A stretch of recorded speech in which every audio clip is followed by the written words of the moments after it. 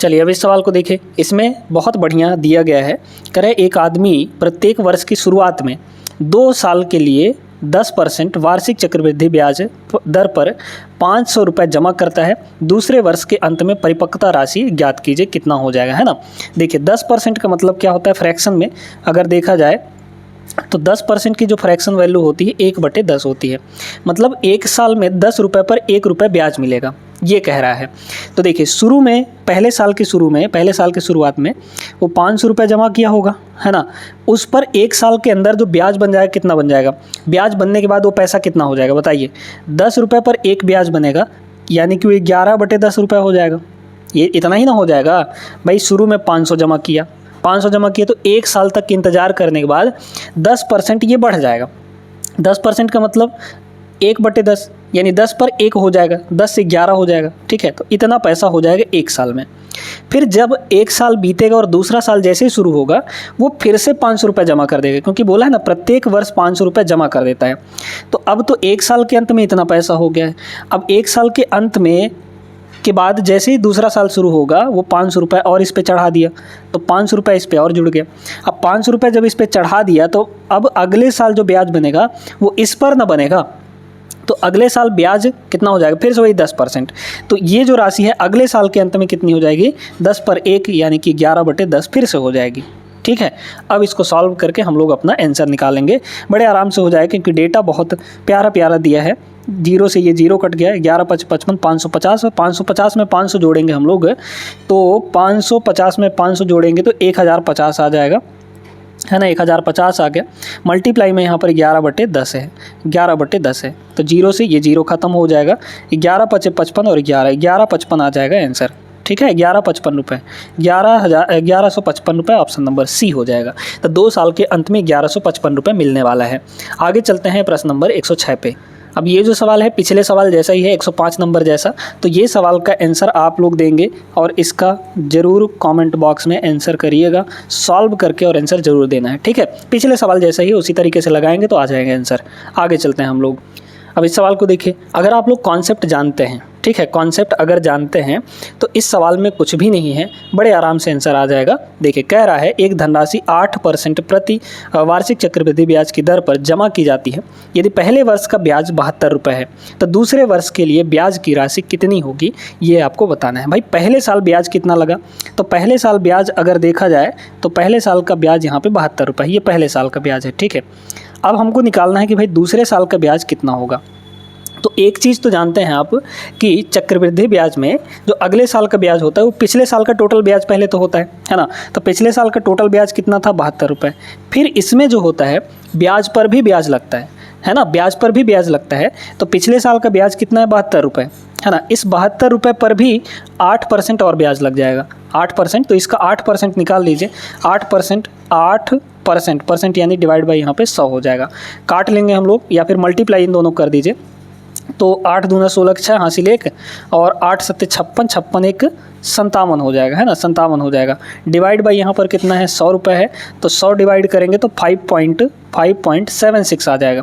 तो 5.76 रुपये और लगेगा इस पे, इन दोनों को जोड़ेंगे तो 5 77 77.76 इतना रुपये होगा। दूसरे साल का ब्याज जो होगा 77.76, यानी कि ऑप्शन नंबर सी करेक्ट होगा। दोस्तों समझ में आ गया सभी को अच्छे से। आगे चलिए अगले प्रश्न पे देखते हैं। अगला सवाल देखिएगा 2022 में पूछा गया था एनटीपीसी में। अब इसको लगाने का सबसे बढ़िया तरीका हम आपको बताते हैं। खान ने इरफान को 10% प्रतिवर्ष चक्रवृद्धि ब्याज पर 5 वर्षों के लिए 10,000 रुपये उधार दी, जो वार्षिक रूप से चक्रवृद्धि होती है। चौथे वर्ष के लिए अर्जित चक्रवृद्धि ब्याज क्या होगा, चौथे साल के लिए आपको बताना है, ठीक है। देखिए दोस्तों 10% का मतलब क्या होता है, 1/10 होता है, ठीक है। ध्यान से देखते जाइए इस चीज़ को। देखिए तो पहले साल में पैसा 10 से कितना हो जाएगा, 11 हो जाएगा, ठीक है। पहले निकालिए 3 साल में कितना हो जाएगा, फिर निकालेंगे 4 साल में कितना हो जाएगा, है ना। तो देखिए 3 साल में टोटल कितना होगा और 4 साल में टोटल कितना होगा। अगर हमको ये पता चल गया तो 4 साल के टोटल पैसे में से 3 साल का टोटल पैसा अगर निकाल देंगे तो हमको ये पता चल जाएगा कि भाई इस चौथे साल में कितना पैसा बना होगा, ठीक है, कितना ब्याज लगा होगा, ये हमारे पास निकल कर आ जाएगा। तो 3 साल का हमको निकालना है, पहले 3 साल का निकाले। तो 3 साल का निकालने के लिए हम लोग क्यूब करेंगे दोनों का। तो दोनों का जब क्यूब करेंगे तो यहाँ पे हो जाएगा 1000, है ना, 1000, और यहाँ पे हो जाएगा 11 का क्यूब 1331 आता है, कितना आ जाता है 1331 आ जाता है। ये 3 साल का हुआ है ना, ये 3 साल का हुआ। अब हमको क्या चाहिए, हमको चाहिए यहाँ पे 4 साल का। तो 4 साल का निकालने के लिए क्या करेंगे, यहाँ पे भी 4 पावर 4 और यहाँ पे भी पावर 4, तो पावर 4 कर दीजिए। तो ये हो जाएगा आपका 10,000 है ना, और ये हो जाएगा आपका कितना, यहाँ पर पावर 4 करेंगे तो पावर 4 मतलब इसमें एक और जोड़ दे, एक 11 से और मल्टीप्लाई करेंगे, 11 से मल्टीप्लाई करेंगे तो 1, फिर यहाँ पे 3 1 4, फिर 3 1 4, और यहाँ पे और कितना 1 हो जाएगा है ना, नहीं इतना नहीं होगा, ठीक है, सॉरी 3 3 6 होगा है ना, 3 3 6, ठीक है, 3 1 4, फिर 3 3 6, फिर 4 यहाँ पे और फिर यहाँ पर 1, कितना 14,641। अब हमें यहाँ पर ब्याज देखना है, ठीक है, कि 3 साल में कितना ब्याज बना और 4 साल में कितना ब्याज बना। तो 3 साल में जो पैसा है वो 1,000 से 1331 हो रहा है। ये बताइए, यहाँ पर मूलधन अलग है, यहाँ पर मूलधन अलग है, तो अलग अलग मूलधन क्यों रहे, बराबर कर लेते हैं मूलधन को, है ना। यहाँ 10,000 है तो इसमें एक जीरो और लगा दीजिए, यहाँ जीरो लगाएंगे तो यहाँ भी जीरो लगाना जरूरी है ना। तो 3 साल में पैसा 10,000 से 13,310 हो रहा है, और 4 साल में वही पैसा 10,000 से कितना हो जा रहा है, इतना हो जा रहा है। यानी यहाँ पर अगर हम देखें तो ब्याज कितना बना, यहाँ पर अगर देखें तो ब्याज कितना बना, देख लीजिए, इसमें से इसको घटाएंगे अगर तो टोटल ब्याज हो जाएगा 3,000, यहाँ पे 310, और यहाँ पर कितना ब्याज बनेगा देख लीजिए, इसमें से इसको घटा देंगे तो 4,641 इतना ब्याज बन जाएगा। चौथे वर्ष का ब्याज पूछा है, मतलब इन दोनों को माइनस कर देंगे, ठीक है, क्योंकि ये टोटल 3 साल का ब्याज है, ये टोटल 4 साल का ब्याज है, तो चौथे साल का ब्याज चाहिए, तो 4 साल के टोटल ब्याज में से 3 साल का टोटल ब्याज माइनस कर देंगे। 1 में से 0 गया, ये हो जाएगा 1, फिर यहाँ पर आपका 4 में से 1 गया, ये हो जाएगा 3, 6 में से 3 गया, ये हो जाएगा 3, और यहाँ पे 4 में से 3 गया, ये हो जाएगा 3, मतलब सॉरी 1 हो जाएगा है ना। तो 1331 रुपये यहाँ पर 1331 यूनिट है ना, यूनिट में ब्याज, इतना यूनिट आपका ब्याज बनेगा। अब देखिए कि मूलधन हमारा कितना है, यहाँ पर 10,000 है, तो मूलधन यहाँ कितना है 10,000 है, तो इस 10,000 पर ही ना इतना ब्याज बनेगा 1 साल का, माने चौथे साल का, तो बस यही आंसर हो जाएगा, ठीक है। तो ऑप्शन नंबर बी इसका सही जवाब होगा। उम्मीद करते हैं समझ आ गया होगा अच्छे तरीके से। आगे चलिए प्रश्न नंबर 109 पे। आइए दोस्तों इस सवाल को देखते हैं, बड़ा खतरनाक सवाल है ये, ठीक है, ध्यान से सुनिए। 10,000 रुपये की राशि को चक्रवृद्धि ब्याज पर 2 भागों में निवेश किया गया था। एक भाग पर 10% प्रतिवर्ष और दूसरे भाग पर 20% प्रतिवर्ष की दर से 2 वर्षों के लिए वार्षिक रूप से संयोजित किया गया, ठीक है। यदि 2 वर्षों के बाद परिपक्वता पर कुल राशि जो है वो 12,928 रुपये प्राप्त होती है। 10% चक्रवृद्धि ब्याज दर पर प्रतिवर्ष दर से निवेश की गई राशि कितनी होगी। देखिए यहाँ पर 2 जगह इन्वेस्ट किया जाता है, पहले स्कीम में और दूसरे स्कीम में। बहुत ध्यान से इस चीज़ को देखिएगा।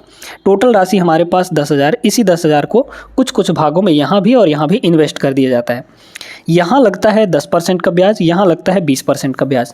तो 10% के ब्याज पे 2 साल का टोटल चक्रवृद्धि ब्याज कितना हो जाएगा 10% के हिसाब से, है ना। 10% के हिसाब से टोटल कितना हो जाएगा, तो 10% का 2 बार, क्योंकि 2 साल के लिए बोला है इसलिए 2 बार सक्सेसिव ले लेंगे। सक्सेसिव कैसे निकालते हैं पता है ना, 10 और 10 का सक्सेसिव कितना आएगा 21% आ जाएगा। कैसे, एक बार तो इन दोनों को जोड़ देंगे, 10 और 10 कितना हो जाएगा 20 हो जाएगा। फिर यहाँ पर प्लस करेंगे और एक बार इन्हीं दोनों को मल्टीप्लाई करके divide by 100, a + b + ab upon 100 ये वाला फॉर्मूला लगा देंगे, तो टोटल 21% यहाँ पर आ जाएगा। तरीका हम आपको बता चुके हैं, जरूर देख लीजिएगा पिछले क्लासेस में, ठीक है।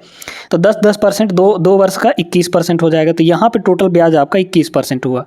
यहाँ कितना होगा टोटल ब्याज बताइए। तो देखिए अब दूसरे वाले में 20% का लग रहा है, तो 20% 2 वर्ष निकाल लीजिए सक्सेसिव, कितना होगा 20 40, 40 प्लस दोनों का मल्टीप्लाई यानी कि 400/100 4 है ना, तो 40 + 4 यानी कि 44%। तो यहाँ 44% का ब्याज हुआ, यहाँ कितना हो गया 44% का यहाँ पर ब्याज हो गया।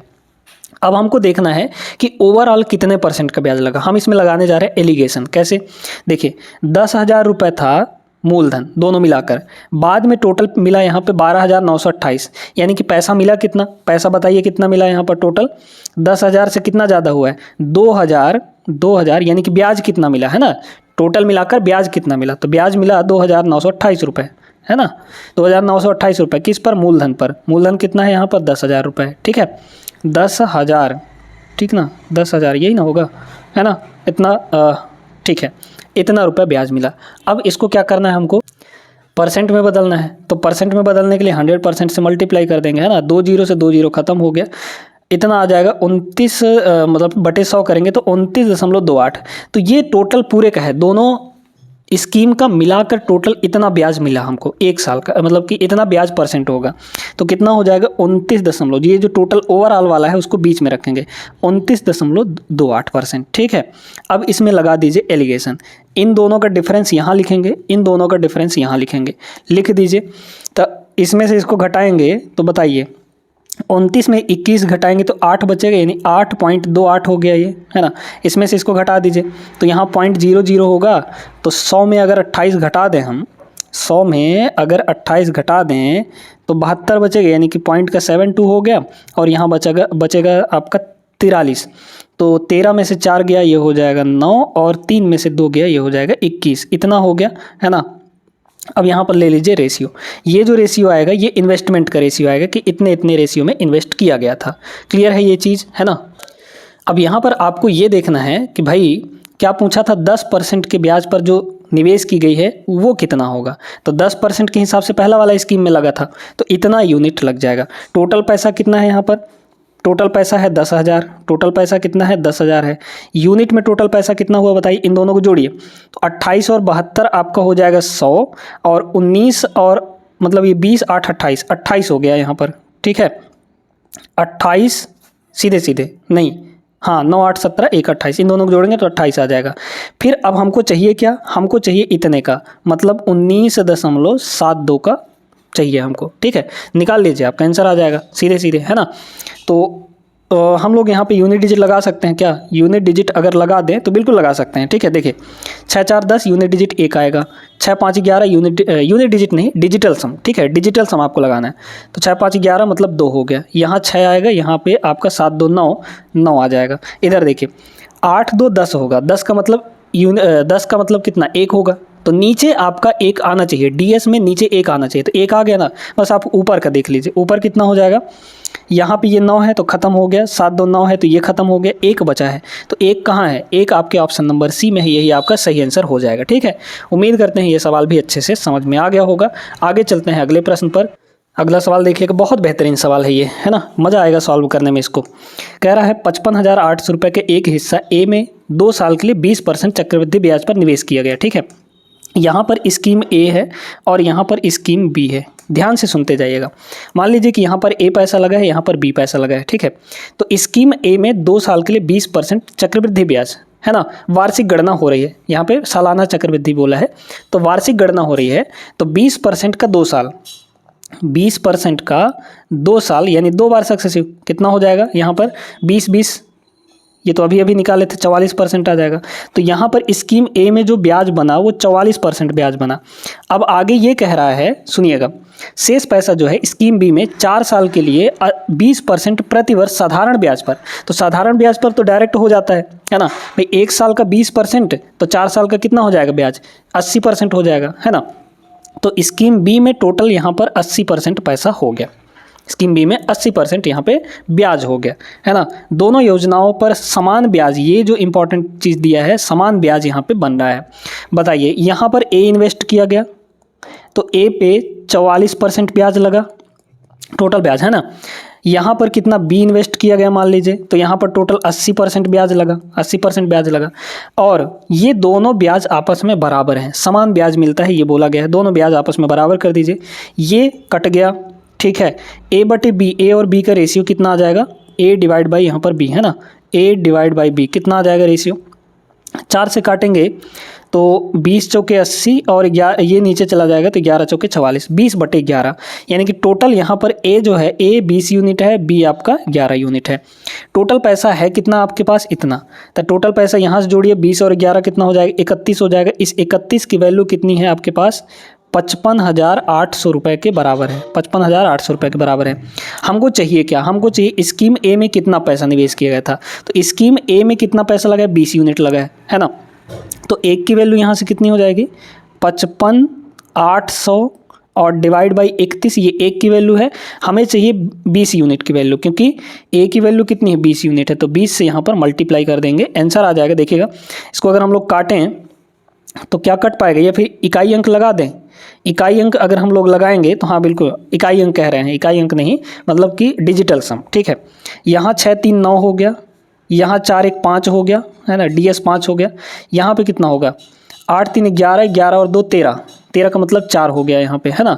यहाँ पे कितना हो जाएगा, यहाँ पे हो जाएगा 9, यहाँ पे भी 9 आ गया, 2 जगह 9 आ रहा है, तो जब 2 जगह 9 आ रहा है तो मत लगाइए, है ना। अब इसको हम लोग डायरेक्टली मल्टीप्लाई ही कर लेते हैं, क्या दिक्कत है, मल्टीप्लाई ना करिए तो यहाँ पे पहले काट लीजिए फिर मल्टीप्लाई कर दीजिए। काटेंगे तो कितना हो जाएगा, अगर ये 31 से कटेगा तो 31 दूना 62 हो जाएगा, है ना।